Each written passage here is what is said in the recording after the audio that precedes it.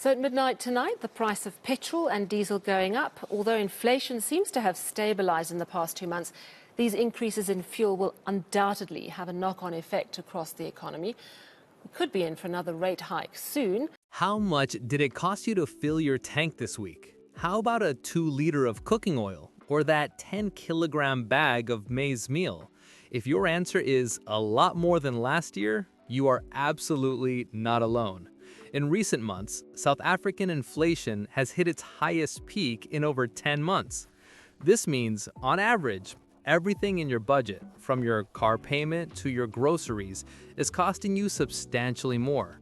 Consumers are stressed, businesses are suffering, and yet the one institution meant to protect your money, the South African Reserve Bank, or SARB, seems to be actively hurting you by doing just one thing: hiking interest rates.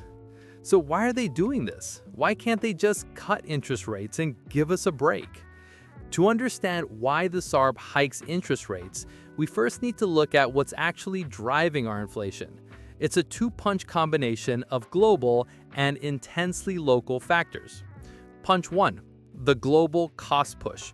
The rand is weak, meaning every dollar spent on imported goods like oil, petrol, and electronics costs us more and more. We're essentially importing inflation. The war in Ukraine caused global supply chain bottlenecks.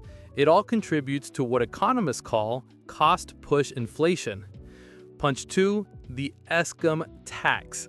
This is unique to us. When Eskom plunges us into stage 6, it's not just an inconvenience. Every business, from your local bakery to a major factory, has to pay for diesel to run generators. That extra cost, it's pushed onto you, the consumer. It's a literal Eskom tax, fueling local inflation. This is where the Reserve Bank steps in. The SARB's primary tool is the repo rate. Think of it as the price of money. When they raise it, commercial banks immediately make everything more expensive.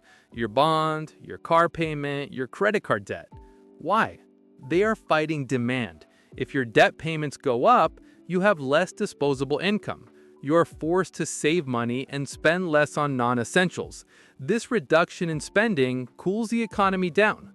The goal isn't to crash the economy, but to bring inflation back into the SARB's target band, 3 to 6%. Here's the real paradox, the one the US Federal Reserve, the European Central Bank, and the SARB all agree on. A little inflation is good, but uncontrolled inflation is a catastrophe. If inflation gets too high, people lose faith in the rand. They rush to buy goods now because they know their money will be worth less tomorrow. That rush just makes prices spiral up even faster, a vicious cycle. If they kept the interest rate low, they would allow high inflation to become permanent. It's the Goldilocks problem of economics. What if prices were going down? That's deflation. Sounds great, right? But deflation leads to delayed purchases, corporate cutbacks, and job losses. Catastrophe. And fixing that is extremely hard because the SARB doesn't have enough tools to fight deflation. So what the SARB wants is a rate that is just right.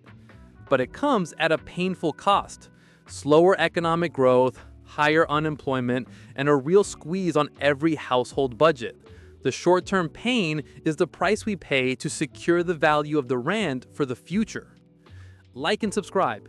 Let us know in the comments. Are interest rate hikes the right approach for South Africa?